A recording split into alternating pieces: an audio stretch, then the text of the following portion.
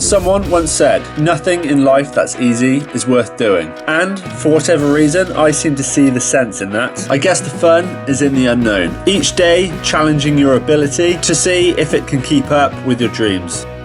Granted, the Peugaru is an odd project. This brainchild of mine has kept me busy for the past couple of years, and after getting the car built, I have had the privilege of being able to drive it on the road, do my best to thrash it around circuits and up hill climbs. In my eyes, the project is a success. However, like any real car project, it's more finished than finished. Yes, there is more work to do. I need to find a fix to stop the car from overheating after a long session on the track. So you join me at this moment on the quest for knowledge and direction for the next step with this car.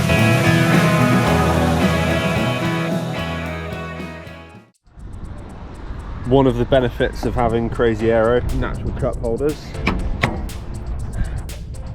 Here we are again. It's been a week since Forge Action Day at Castle Combe, where we tested the Peugeru to see if all of my modifications to the cooling system work. If you've seen that episode, you'll know currently the state we're in. If you have just stumbled upon the channel and you're wondering what the car is, I'll give you a 10-second rundown. It's a Peugeot 206 body shell, sat on top of a Subaru Impreza floor pan. It retains its all-wheel drive system. Due to the lack of space in the engine bay, the radiator is in the boot. This means I'm running a remote water pump. I wanted to seek some more advice on what changes I need to make and the next plan of attack to sort this cooling problem. Ideally, I need to find someone that works on rallycross supercars because this has a similar cooling setup. For now though, I'll try the second best option, and that's to speak to some rally engineers. Luckily for me, today on this Sunday, there's a local rally and I'm heading there now.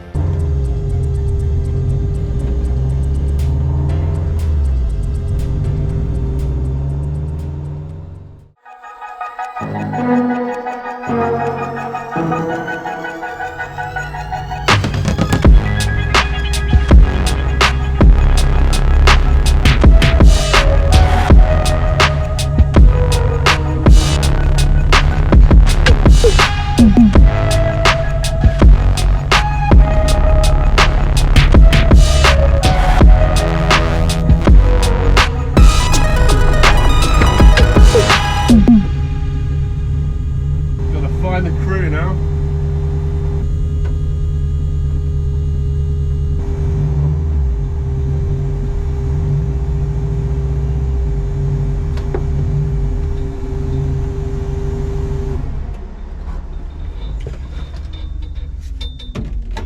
Morning.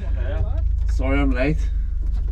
Missed it all. We've done first service. We were just about to Have you? What car you might be coming in. I'm probably going to miss the start, but I want to at least get the mid. How did you get on the track at Forge last week? So we're going to drive on until the wheels fall off. Car sounded like it's going to go bang for a run out. Close your legs.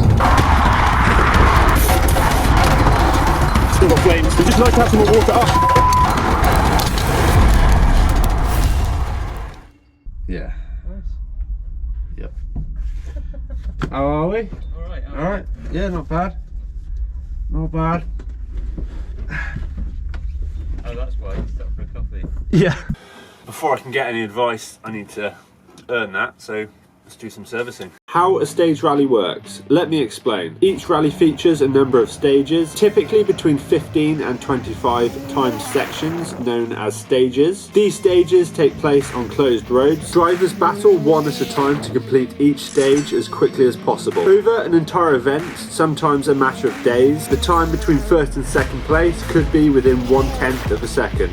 This means consistency and pace is key to win a rally. The stages can be long. In fact, the record for the longest stage recorded was in 2016, wherein Rally Mexico on a round of the World Rally Championship. It featured an 80-kilometer stage. This gives you an insight into the challenges that both drivers and co-drivers face when competing in a rally. The skill involved in being a great rally driver is drastically underestimated, and F1 legends like David Coulthard have said that the top drivers in rally have skills that make F1 drivers look like amateurs. Throughout a stage, the road surface can change dramatically from one one corner to the next. In-depth pace notes are fed to the driver from the co-driver, so they know how fast to drive through each corner, some being completely blind with no line of sight. The driver has to trust their co-driver, often literally with their life, as they race along narrow roads, through trees and over bad terrain. Rally cars have to remain road legal, as after each stage the car has to be driven on public roads to the next stage or to service, where we find ourselves right now.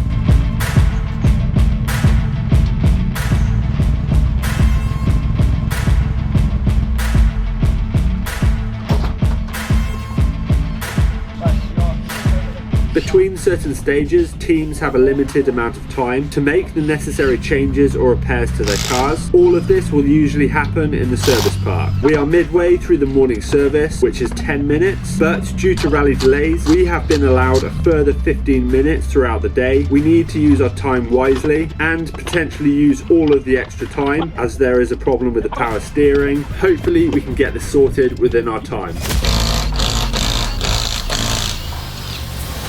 Working in the service bay, today we have 3 mechanics on the team, Ali, Charlie and myself. As soon as the driver, Simon, had established that there was a problem with the power steering, he gave us a call as soon as they cleared the stage. Within most rallies, the rules are we cannot physically go and repair the car on the side of the road, anywhere outside the service area. However, we can feed the driver and co-driver with advice and talk them through any action they may have to take in order to get the car back to the service park. After some communication back and forth, we established the car was drivable back to service. As you can see, it functioned well enough to get it back to us where we are now. As a result of the communication between the team, we had chance and time to plan our service strategy. Charlie will diagnose the steering issue, while Ali and myself focus on the tyres, suspension and the underbody. I think it was anything else other than the fluid, was it, say?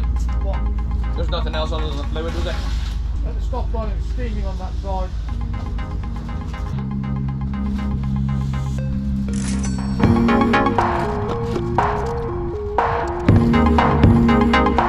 Yeah, I'd say that's the better part. The better part, yeah. Just leave it as it in front. Yeah. Yeah. Can I use the cap off your power steering reservoir?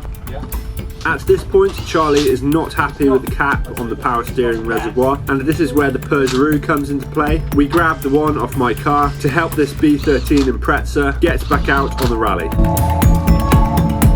While Charlie is topping the power steering fluid back up and fitting the new cap, Ali and I sort out the tyres, figuring out which is the best wheel to run on the front of the car. As you all well know, the front tyres have to do 2 jobs, steer and drive. Once we had decided, we need to get them back on the car as we're running out of time.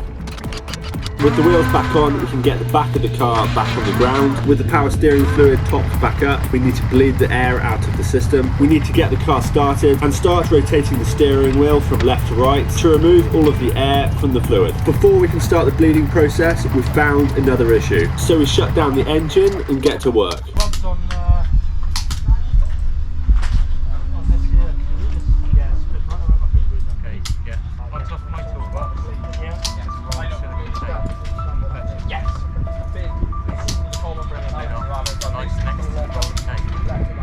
Unfortunately, we don't have a silicone hose that we can just straight replace, so we need to repair the one that is already on the car and cracked. Silicone tape is a good option as it's very robust and holds a good amount of PSI and heat. At this point, we don't really have an option. We have to go for it and hope it works. While Charlie and Ali address the problem, I work around them and get the car as ready as possible so the car can drive away as soon as the problem's fixed. I jack the front end up, I remove the pin stands, and I make sure the wheels are torqued up. Both driver and co-driver get in the car, start getting ready to leave. Now every second counts. I start lending a hand to the boys, and we use a combination of tape, cable ties and Jubilee clips to patch this pipe up. With our time running out, our neighbours came round to see if they can lend a hand also. This is what's nice about rallying. Even though drivers are competing against each other, we all do our best to get each car through till the end, and around the service area, everyone's willing to help each other out.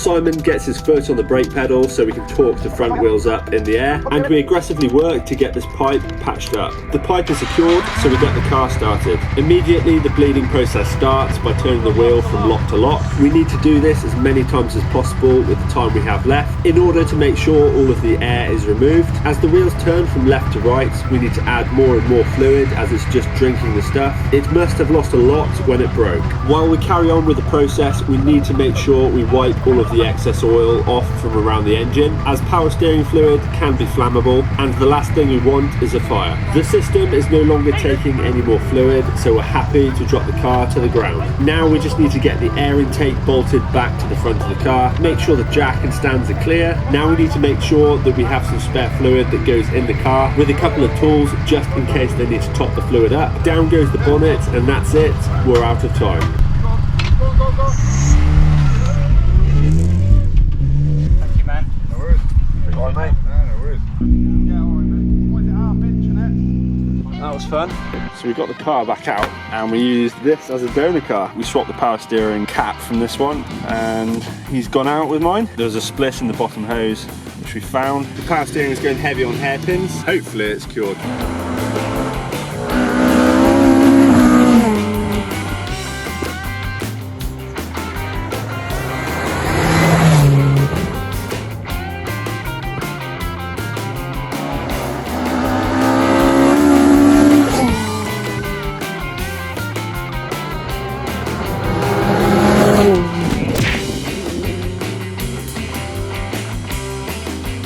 It's now time for the lunchtime service where we have 30 minutes. We are now about halfway through the rally. The car has been going well and the boys seem chuffed with the last two stages, coming in with a pair of grins on their face, looking like they've had a good time. However, they have had to top the fluid up, so we need to see what the situation is with the power steering fluid and see if we need to make any more repairs. Other than that, it should be a smooth service. Just checking everything on the car the best we can.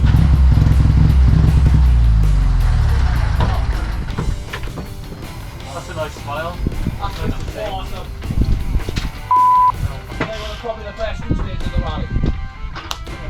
You're only halfway through. They're rascals. Holding the wall and they're trying to go on another level. It's got to be the best stage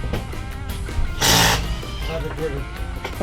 In my short career, we had a few slippy slidey as my dogs are going into a hedge moment. Going up. Do you want a cup of tea, Ryan? Ah, yes, please. With a handful of stages under their belts, just a visual inspection is no longer good enough. We need to go around and check everything is still tight. In the trade, we call it a spanner check. As I move around to the front offside, I've noticed there is a good amount of fluid all over the chassis. I need to clean that up before the wheel goes back on. I don't fancy the combination of hot brakes and fluid everywhere, so I need to make sure that fluid is removed before the wheel goes back on.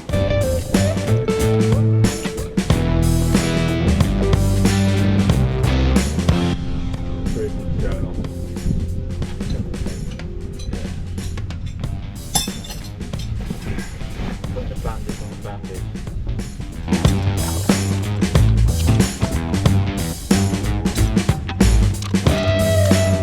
What do you think on the tyres? Didn't swap them last time, did you? No. That's still better than that. Yeah, it is, yeah.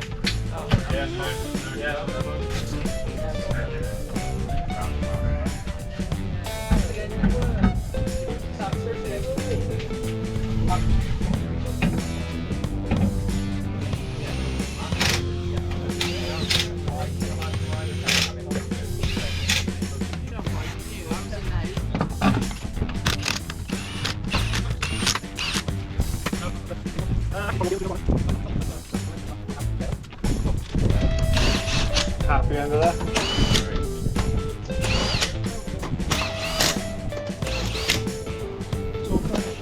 Down.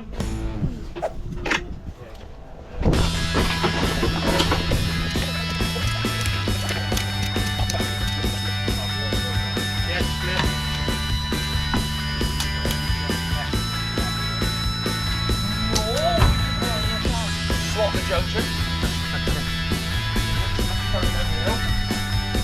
With plenty of time still left, we could afford to relax a bit. The car was looking tip top, we found no other issues or concerns, and soon the car was ready to go back out.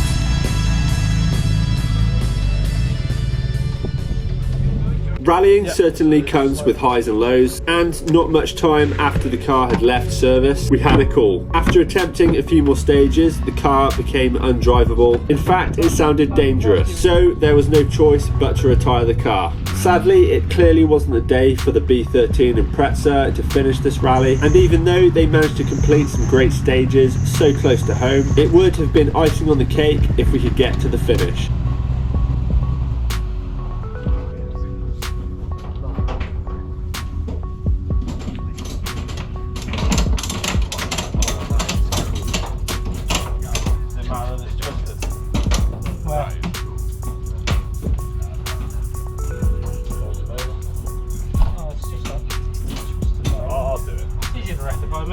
Oh, we won't be there.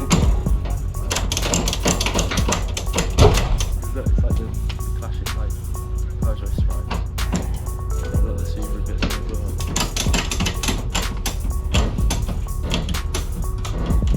It looks.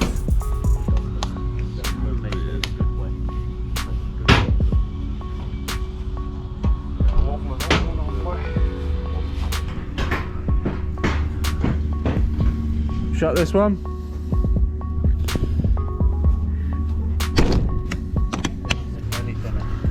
Well, that's just the way rallying goes sometimes, not to plan. The boys did look at the car and I will talk you through the ideas we came up with. Once I get home, I want to get home in the daylight.